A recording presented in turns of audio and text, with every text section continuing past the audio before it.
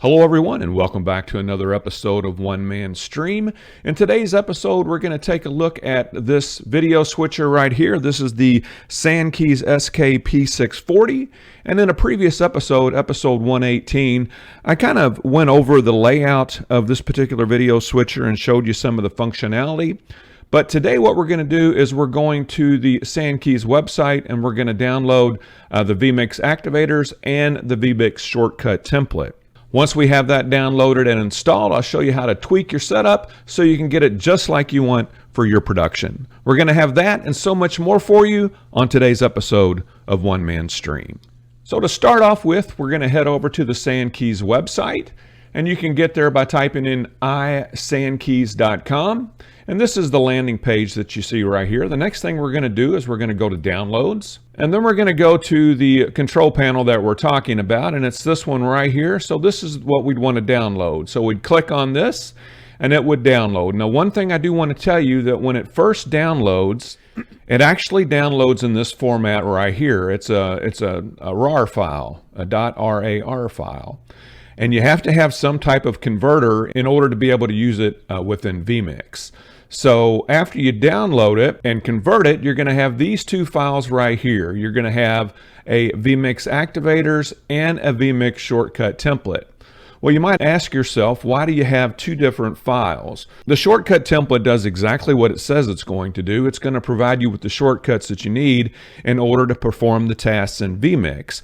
However, you're going to want feedback from your switcher as you're using it, and in order to get that, we need to download this other file and install it. It is a vMix activators file, and we'll show you how to do that as well. So in order to get started today, what we're going to do is we're going to go to the settings menu up here, and we're going to click on settings, and we're going to click on shortcuts.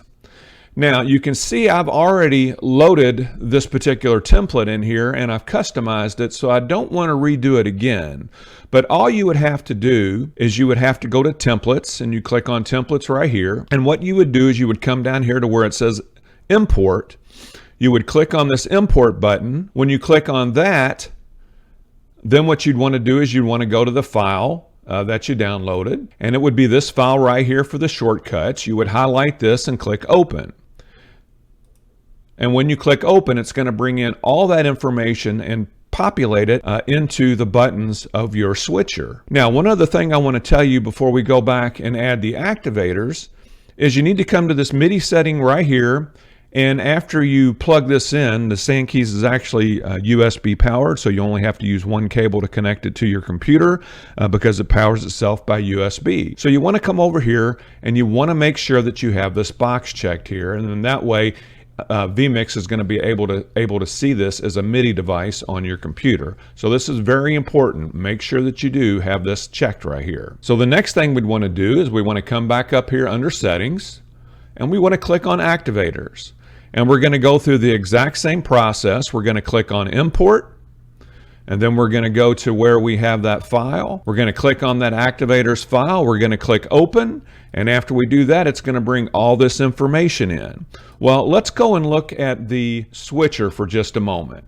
Okay, so we're going to go to this look right here, and that way I can show you by this picture-in-picture what's actually going on. Now, this row of keys right here are for my cameras. And this is program. You can see that right here. This is program and this is preview. Well, right now I'm on camera 1. If I click on, and you can see where camera 1 is lit up. That's where the activator comes in. So if I click on 2, you can see we go to a different view, and that's the view of the P640. And you can also see where this light is red right here. Well, let's go to the next one. And this is a third shot that I've set up for today's demonstration, and you can see where it is red as well. So that's where the activators come in. Now I'm going to go to this view right here, and I'm going to bring in camera 2 into preview. And you can see where it's in preview right here, but you can see that the color didn't change. Well, the color didn't change because I haven't changed the activator on this button right here. And I haven't changed the activator on this button right here. So we're going to go ahead and do that now. So we're going to go and head back up to settings, and we're going to click on activators. Now, when I click on activators, it brings this in right here. And in order to find the key that I want to work on, I'm going to click Find. And now I'm just going to click on this Preview button 1. And you can see where it shows me it's Note 7. But it also goes to Note 7. So I'm going to highlight it. I'm going to click Edit. And I know that camera 1 is actually input number 38. So I'm going to click OK. Well, while I'm here, let's go ahead and deal with camera 2. So we're going to click Find again, and I'm going to click on the Preview 2 button. And when I do that, you can see it brings up Note 15, and it also highlights Note 15 for us again. So I'm going to click on it. I'm going to click Edit, and I know that this particular input is number 36. So we're going to click OK. And now watch what happens. I'm going to click camera 3. You can see it brings camera 3 into input, and it shows the activator is green. I'm going to push preview camera 2. You can see where it shows now that camera 2 is activated and the activator is showing green. And let's click 1. And you can see where it takes us back to camera 1. And again, you can see where the activator for camera 1 is green. So that's how you deal with the activators. Now let me show you some of the other things here. Just on this first row here, we have record, we have full screen, and you can see right now full screen is red, and that's because I do have full screen activated. Let's go back to this. You can see right here I have full screen activated, but if I click full screen, you can see where it goes away. And my full screen that I have here in the studio, it goes away as well. So let's push it again. Now this one right here is fade to black, and you can guess that when I push fade to black, go to black. So we'll go ahead and we'll bring it back up. Now these right here are the transitions. So on this one, we're going to choose this and we're going to click auto. Now if I click take, take's going to do a direct cut. So I want to click on auto. So let's click on auto. And you can see we have a nice smooth fade. So we're going to click on the next one, click auto. And you can see it does a zoom in out. Let's click the next transition. Click auto. And we have a wipe. The next one, auto. And it kind of does a zoom in. And this last one, it's probably going to be a cube zoom. Whoop, it's actually a cube roll. And you can see how that works. Now you can also use the T-bar here. And you can see how that also works just the same. Let's go back, click on this other transition. And you can see how it does that. Now over here, a little bit further, is our PTZ controller. And let's go ahead and bring our PTZ camera into preview. You can see the studio here at One Man Stream. And now I'm going to use the T-bar, and it's going to cut between those two cameras. Well, let's go to the PTZ controller, and you can see that it's not doing anything. Well, the reason it's not doing anything is I haven't set it up in vMix yet. So now we have it connected, and I actually got this IP address off the side of my BirdDog X1. So now you can see that we're operating this camera. And I actually got a whole lot going on my network right now, so that's why I'm having some issues. But you can see how now this PTZ controller controls this camera as well as the other functionality in the video switcher. Okay, so we've covered the cameras, and we've covered some of the shortcuts with the cameras, and we've covered activators. Now let's go ahead and look at this row right here is the titles. Now, as I click through these, it's going to bring in some overlays. And you can also see where, as I'm clicking them, you'll be able to see where the activators are changing colors too. In order for you to see that a little bit better, let's go ahead and bring this back in. So when I click on this one, you can see where the activator turns orange and it brings in a different graphic. We click it again.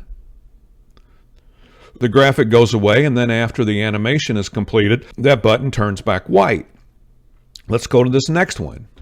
We'll click on it, and you can see where our pre-fight splash comes in, and the activator turns orange, and we'll click on this again. Now, what I'll show you now is you actually have, and it's indicated right down here, you actually have 4 different downstream keys, and those downstream keys are going to correspond to the different overlay channels you have. So let's click on this one right here, and then we're going to click on that very first graphic, and you can see where we have a reverse slide, and click on it again. Now, if we put it on overlay channel 1, we have a slide in from the right. Well, let's put it on overlay channel 3. Again, same title. And now we have a zoom in. And now we're going to click on overlay channel 4. Same title. And now we have a different effect. Well, where does this information come in? This information actually comes in from right here. Now, you can see our overlay channels. On overlay channel 1, we have a slide, and that's what we saw. On overlay channel 2, we had the reverse slide. Overlay channel 3, we had the roller door. And then overlay channel 4, we had the fade. What you can imagine is this title, we actually have to bring it in 4 times, and we actually have to do it for each one of the different overlay channels. So let me show you how that works. First, let's go to a button that we don't have a graphic on yet. We're going to go to title 11 right here, and let's go back to our settings, and let's go to shortcuts. And now let's click Find, and we're going to click on title 11. And we see where that's note 83.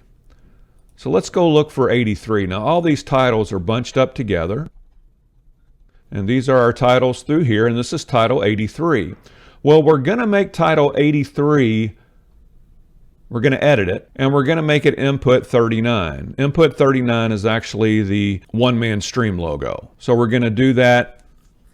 And you can see right here on 83, you can see you have 183, 283, 383, 483, and these correspond to the different overlay channels. So we're going to go to 83, edit, same thing, number 39, click OK. Then we're going to click on 383, edit, 39, and then we're going to click on 483, edit, 39. OK. Now let's go ahead and hit 11, and that's where we just put that title on, and you can see we have it on overlay channel 4 right now. So we're going to click 11, and you can see where we get that nice fade. But you also notice that nothing happens with this button. We have no color change, and that's because we didn't change the activator, and I'll show you how to do that next.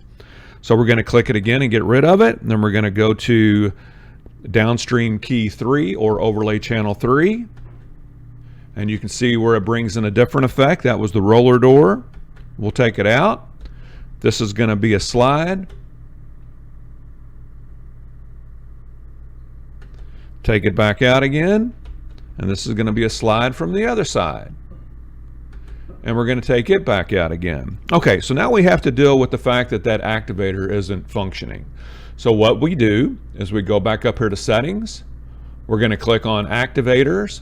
We're going to click on Find like we did before, and let's click this button again. And you can see we click OK, and it brings this note up for us right here, 183. So right now it's set for title 11. Well, we need to change that. We know it's title 39, so we're going to change that one.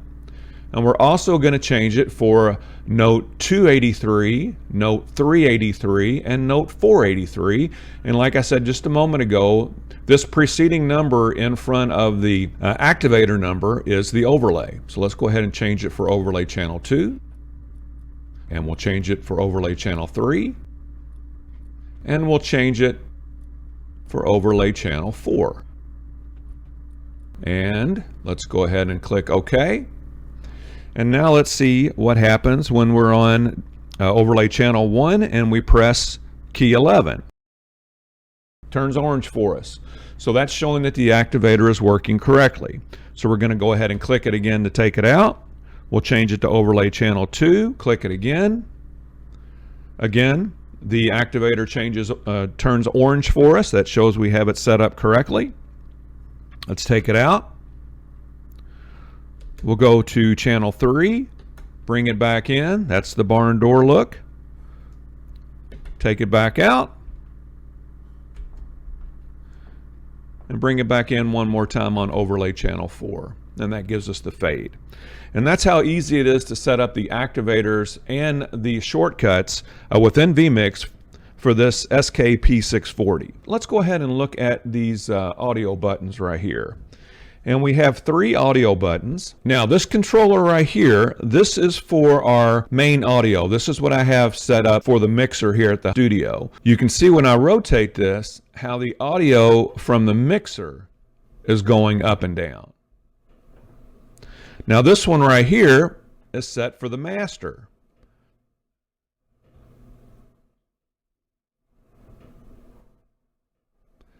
And you can see how I rotate that button, how the master audio changes. And this last one is for the headphones. And this is going to bring in the level that I have coming into the headphones that I'm using to monitor the audio output for the production. So this one right here is for headphones. One other thing I did want to mention about the titles right here is if you use the shift key in conjunction with these buttons, you can actually set up to 24 titles. You have 12 on the primary row, then you hit the shift key and you get 12 more. You can see the uppercase here where it goes 13 to 24, and on this lowercase it goes 1 to 12. Okay, that's pretty much going to take me through everything I wanted to do today. What I'm going to do in the next tutorial in this 3-part series is I'm going to show you how to use some of the functionality within vMix to trigger some scripting so that when you have something that you've already set up in vMix UTC, and vMix UTC is my go-to. Anyone that follows the channel knows that. So I'm going to show you how to reprogram some of the keys over here so that you could actually trigger something within vMix UTC by doing scripting. Now, in my particular use case, I'm going to be using this to do my start round. You've seen the tutorials that I've done on that. I push one button, I have a lot of functionality that happens, and that is something that I really want to be able to integrate into this controller right here. If you like what we're doing here at One Man Stream, please give us a thumbs up and a like. Make sure you do subscribe so that you'll be alerted as soon as new videos are posted. If you do have a chance, please stop by our website. That is onemanstream.com. That's where we have the graphics we've created through this tutorial series. And as always, thank you so much.